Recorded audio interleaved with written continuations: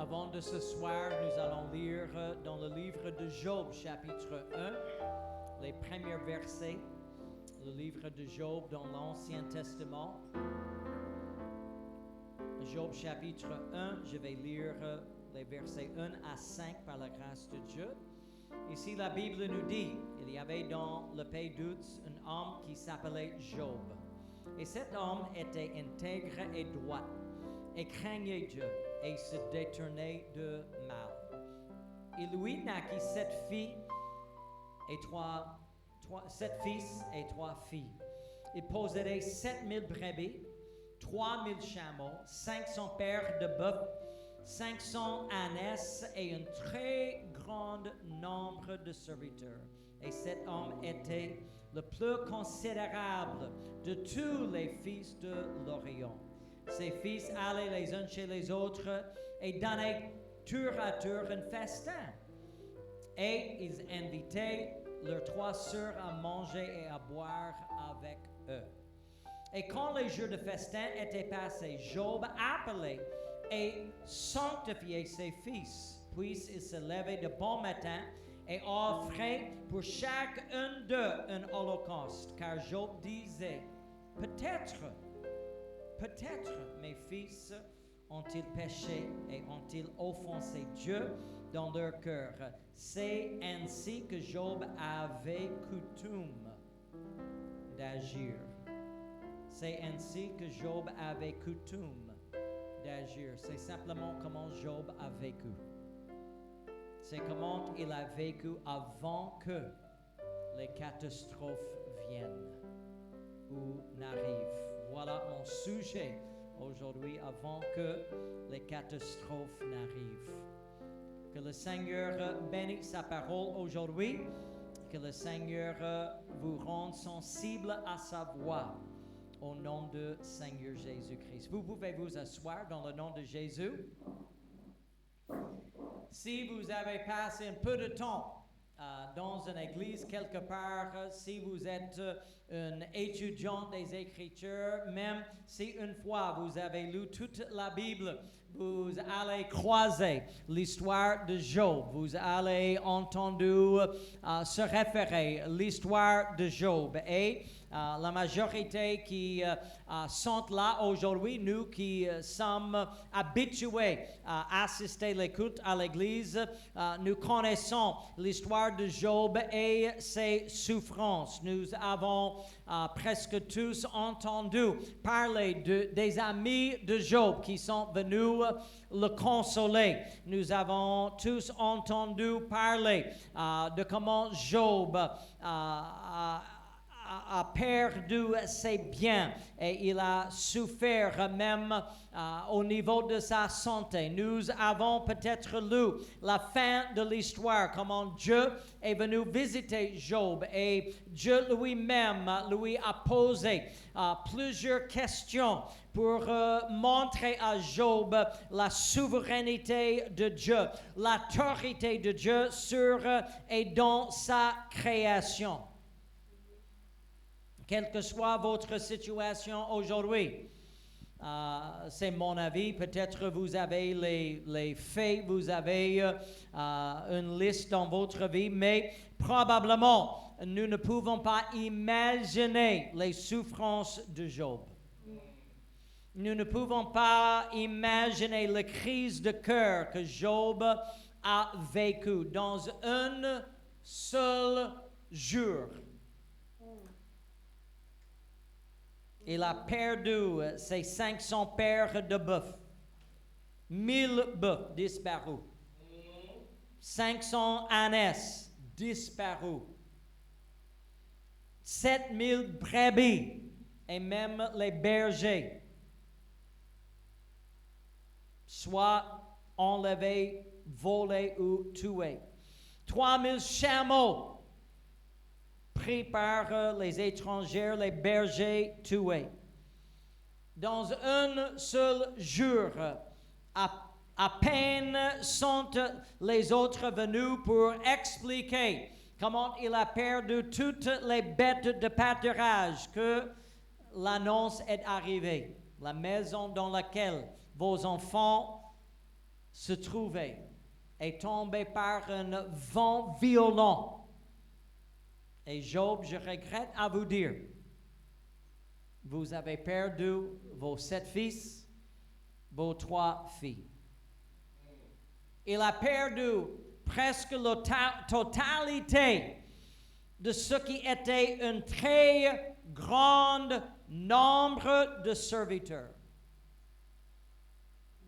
Il a perdu dans une seule journée presque tous ses biens, et quelques jours plus tard, il a perdu sa santé, et même il a perdu le soutien de sa femme, qui lui a dit, maudit Dieu, et meurt.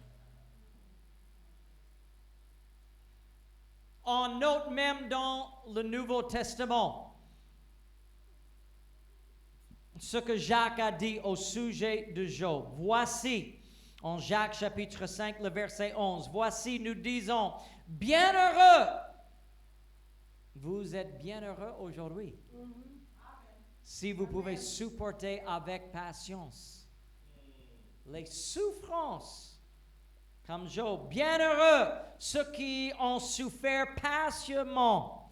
Vous avez entendu parler de la patience de Job. Et vous avez vu la fin que le Seigneur lui accorda, car le Seigneur est plein de miséricorde et de compassion. On ne va pas plonger dans le dernier chapitre de Job, mais nous pouvons remarquer que Job, à la fin de son histoire, à la fin de sa vie, il possédait plus qu'il avait perdu auparavant. Mais c'était grâce à sa patience. Sa vie est une vie que nous pouvons étudier afin de comprendre ce sujet de la patience. Comment réagir face aux difficultés, comment réagir aux déceptions de nos bien-aimés, comment réagir face aux attaques spirituelles, comment réagir face aux épreuves que Dieu lui-même peut permettre dans nos vies. Oui, c'est Satan l'auteur, mais c'est Dieu qui a suggéré Job. Parfois, nos épreuves ne viennent pas de notre ennemi. Parfois, nous devons vivre les moments dans une fournaise ardente afin de purifier nos vies, afin de devenir l'homme de Dieu, la femme de Dieu que Dieu veut que nous soyons au nom du Seigneur. Ne rejetez pas toujours les circonstances dans lesquelles vous pouvez vous trouver. Peut-être c'est le plan de Dieu de vous en donner encore. La vie de Job est une vie incroyable, comme un sujet de réflexion, un sujet d'étude. Mais au milieu de tout cela, il y a un élément de sa vie que j'aimerais souligner aujourd'hui. J'aimerais parler de cela aujourd'hui. Et c'est ce qui se passait dans la vie de Job avant que les catastrophes n'arrivent. Nous venons de lire dans Job chapitre 1, les versets 1 à 5, ce qui s'est passé dans sa vie. Avant même que Dieu a dit à Satan, est-ce que vous avez vu mon serviteur?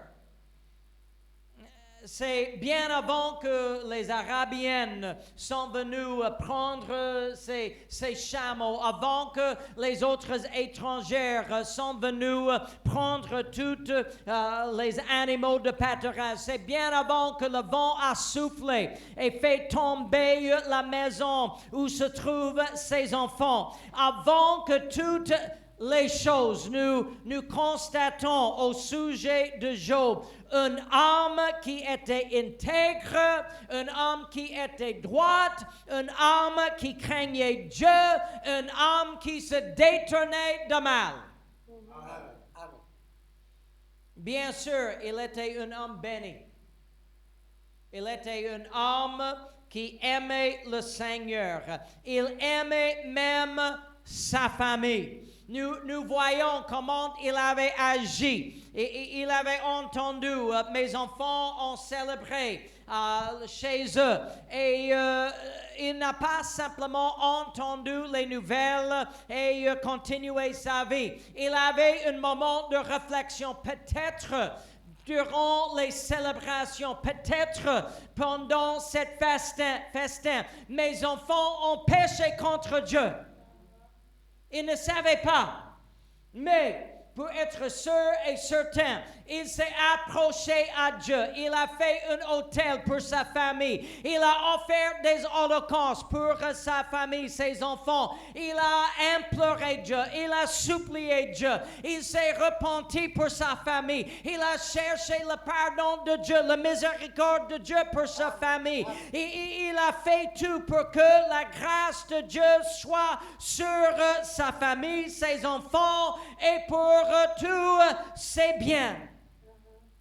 C'est-à-dire simplement avant que les catastrophes n'arrivent, Job aimait déjà son Dieu. Avant que les catastrophes ne viennent, Job louait toujours Dieu. Avant que les catastrophes n'arrivent, Job s'occupait de sa famille déjà.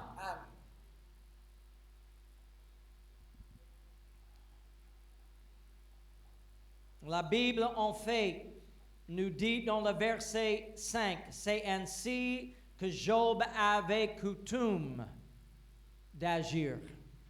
Ce n'est pas simplement quelque chose qu'il a fait une seule fois, mais à chaque fois. À chaque fois. Il n'y a aucune question. Il ne savait pas s'il y a un péché ou non, mais je dois prier pour mes enfants. Je ne sais pas si les enfants ont fait de mal ou non, mais je vais faire les holocaustes de leur sujet. Je ne savais pas s'il y a un péché qui est entré dans le foyer, mais je vais invoquer le nom de Dieu sur mes enfants tout de même. Je ne sais pas s'il est nécessaire ou non, mais je serai fidèle tous les jours. J'ai une coutume, j'ai une habitude. Je vais faire ce que j'ai l'habitude de faire, même s'il n'y a pas de problème, même s'il n'y a pas de souci, même s'il n'y a pas de péché. Je serai fidèle à servir, à louer et faire des sacrifices à Dieu. Amen. Cela veut dire, quand Job avait sa famille, sa femme, 7 fils et 3 filles, il aimait Dieu de tout son cœur. Quand Job avait ses richesses, 7000 brebis, 3000 chameaux, 500 paires de bœufs, 500 ânesses, un très grand nombre de servantes et serviteurs. Il aimait Dieu. Quand Job possédait la fidélité, l'amour et la confiance de sa femme, il aimait Dieu. Quand Job avait sa santé, sa force, son intelligence, quand il avait la joie dans sa vie, il louait Dieu et lui offrirait des sacrifices, des holocaustes. Raison pour laquelle, quand il a tous perdu, il a pu déclarer, je suis sorti de sein de ma mère, nu.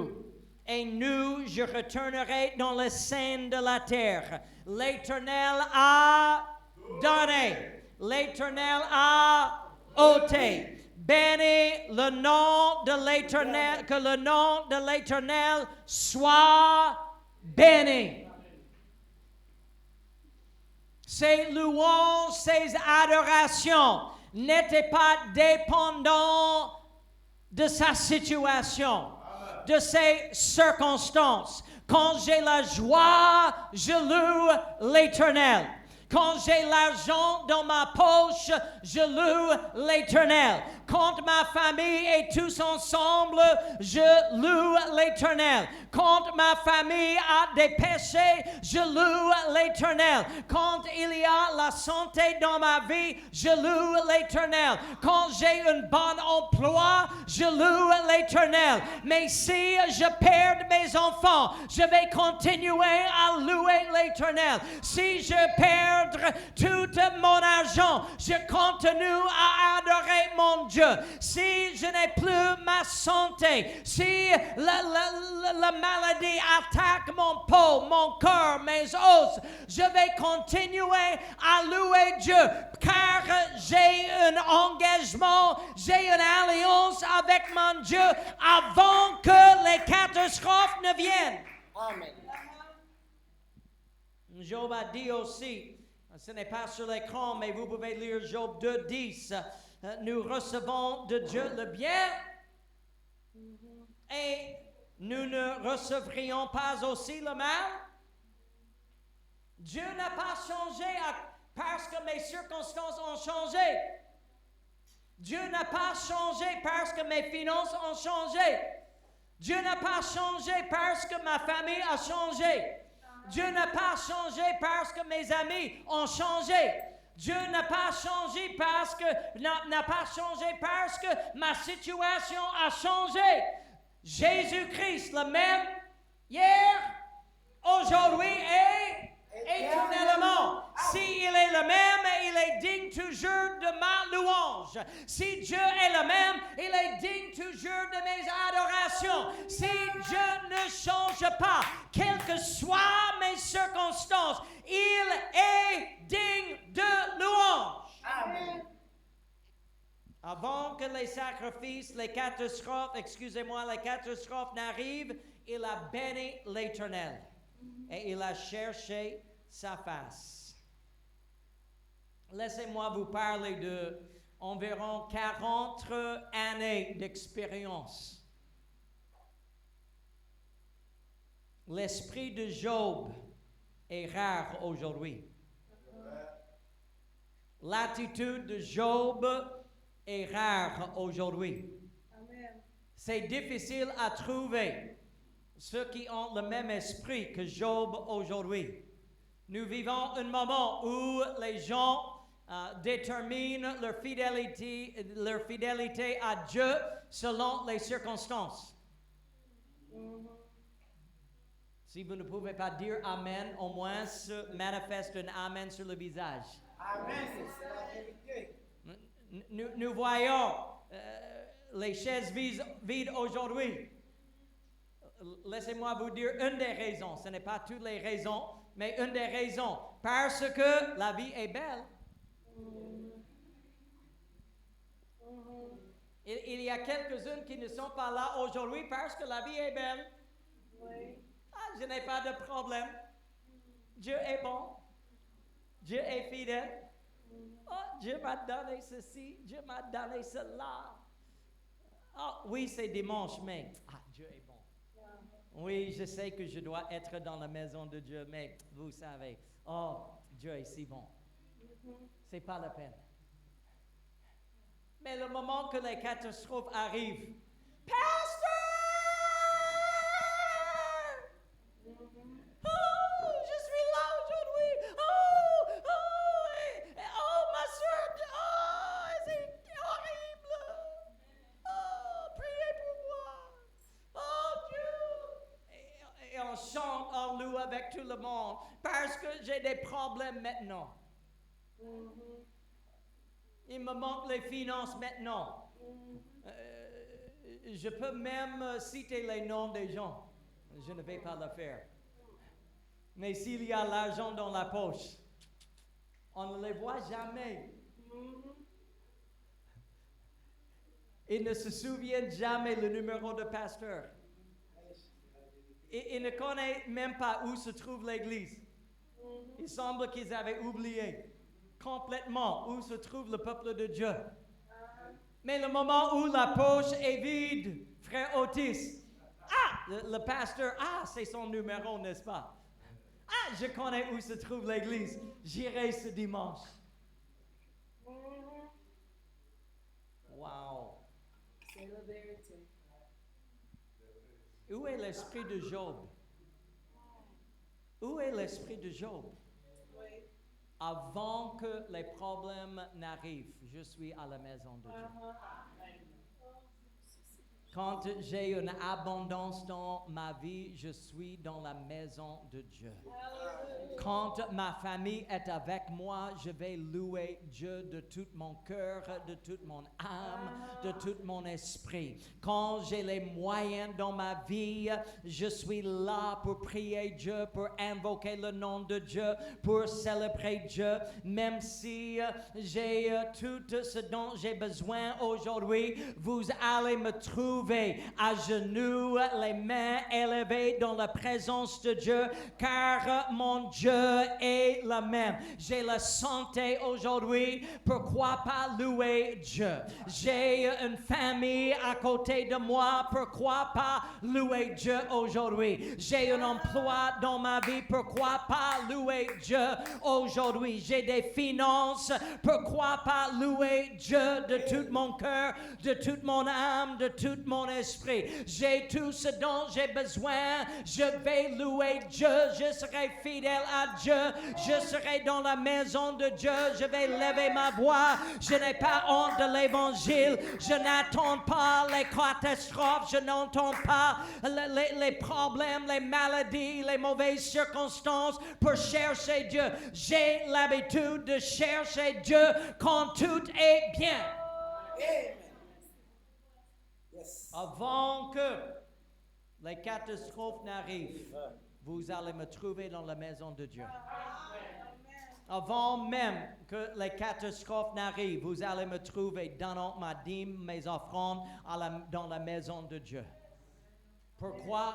Parce que j'aime le Seigneur. Ce n'est pas, écoutez bien, ce n'est pas mes circonstances que j'aime.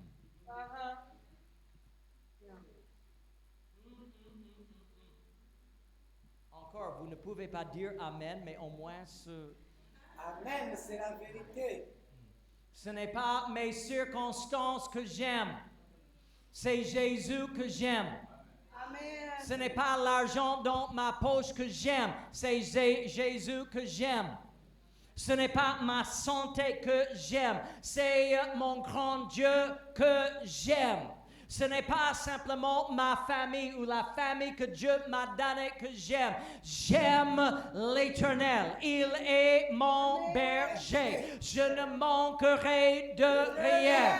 Il est la raison pour laquelle je vis. Il est la raison pour laquelle je loue. Il est la raison pour laquelle j'adore. Il est la raison pour laquelle je danse. Il est la raison pour laquelle je donne et je fais les sacrifices, les holocaustes. Il est la raison pour laquelle je cherche sa face. Il est la raison pour laquelle je jeûne. Il est la raison pour laquelle je suis fidèle jour après jour après jour après jour. Quand j'ai la santé, je suis fidèle. Et quand je suis malade, je suis fidèle. Quand j'ai un emploi, je suis fidèle. Et quand je perds l'emploi, je suis fidèle. Quand ma famille est ensemble, je suis fidèle. Quand je perds ma famille, je suis fidèle. Quand les finances sont abondantes, je suis fidèle. Quand je n'ai rien, je suis fidèle. Je crois que beaucoup des chrétiens aujourd'hui sont semblables aux amis de fils prodiges. Si longtemps que le fils prodige avait de l'argent. Wouhou! Ah, mon ami, il faut fêter. Ah, mon ami, il faut aller aux boîtes. Mon ami, on doit bouffer aujourd'hui. Ah, aller au resto brésilien, on peut manger à volonté. Wow! L'assiette est toujours bien remplie. Wouh! Bien, bien! Et le moment où les poches de fils prodiges sont vides. Vous êtes qui?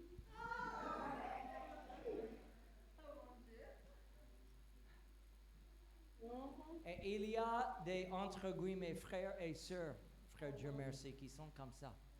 Oui. Si Dieu agit comme Père Noël, si longtemps qu'il donne, mon Dieu est bon, mon Dieu est bon.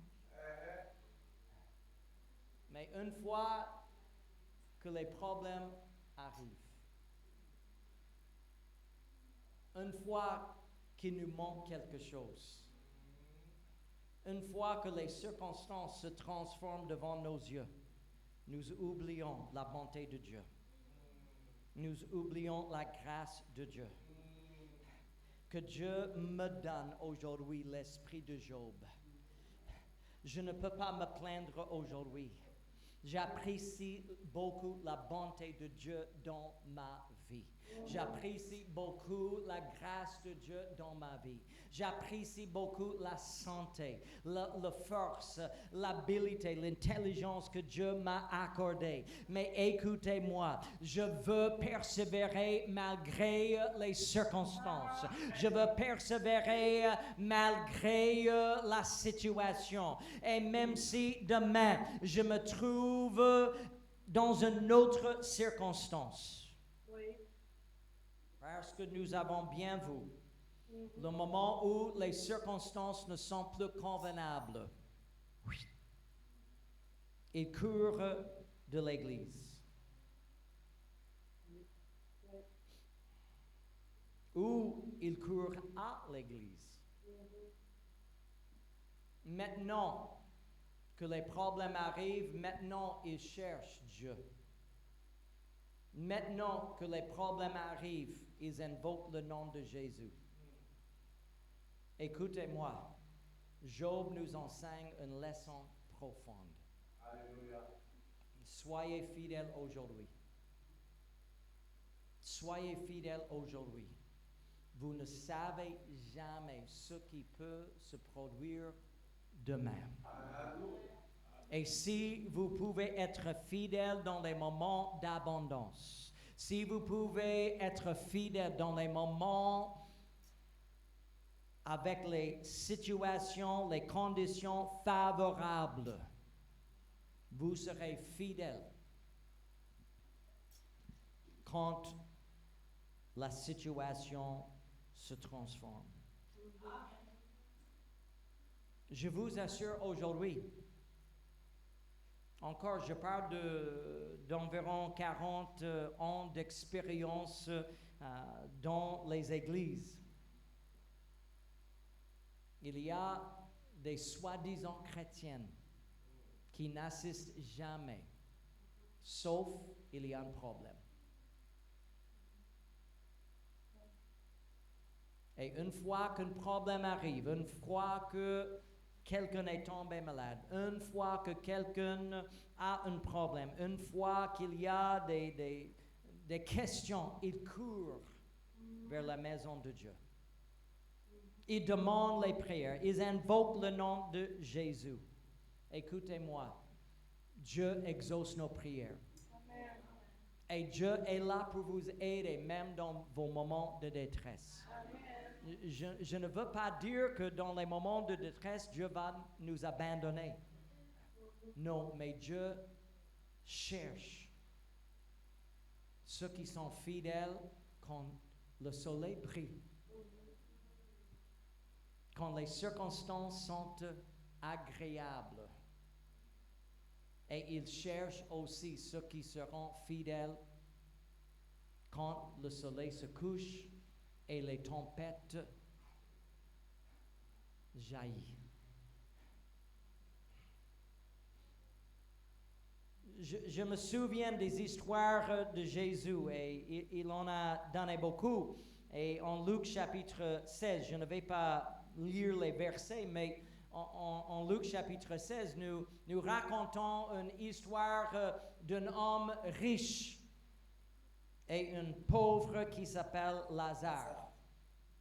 Et la Bible dit que cet homme riche, il a vécu chaque jour menée joyeuse. Il avait brillante vie. Il avait tout ce dont il avait besoin. Il a vécu dans le luxe. Il a mangé, il a bu, il a vécu d'une façon extraordinaire.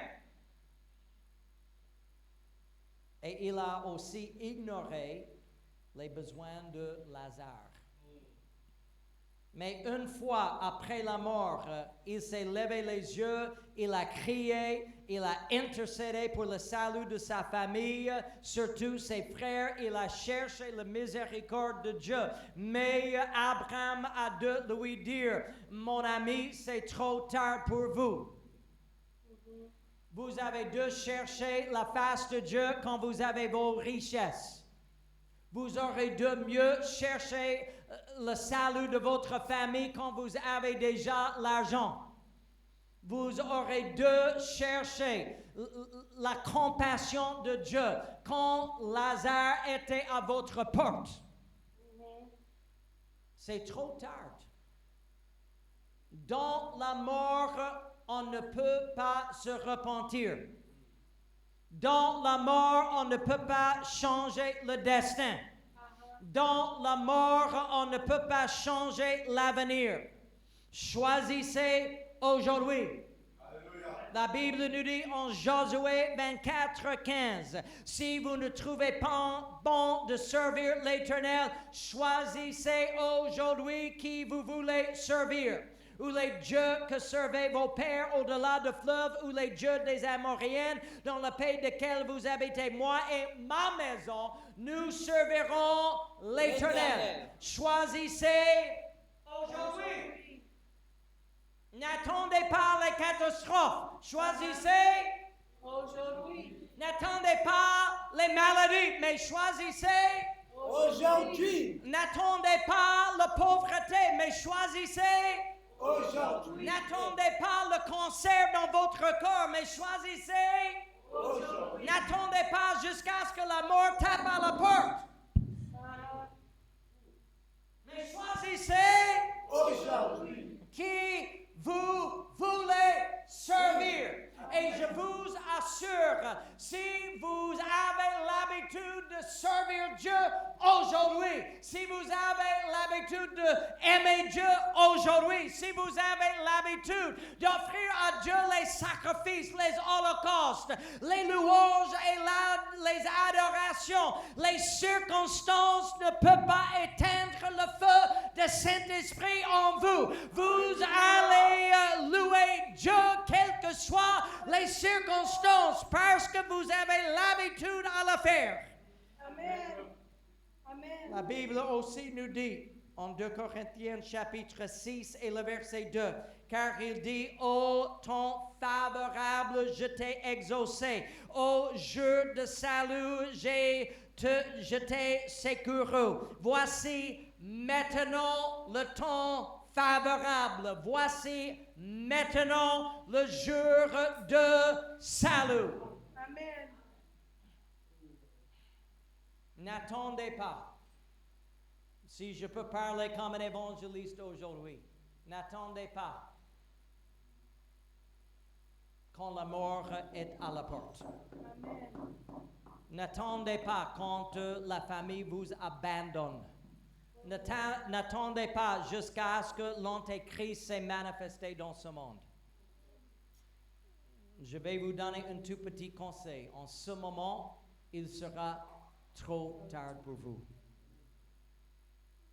La Bible nous dit, et je ne peux pas le citer exactement comme il est écrit, mais la Bible nous enseigne dans l'Ancien Testament, si vous ne pouvez pas courir avec les soldats à pied, comment est-ce que vous pouvez courir avec les chevaux de guerre?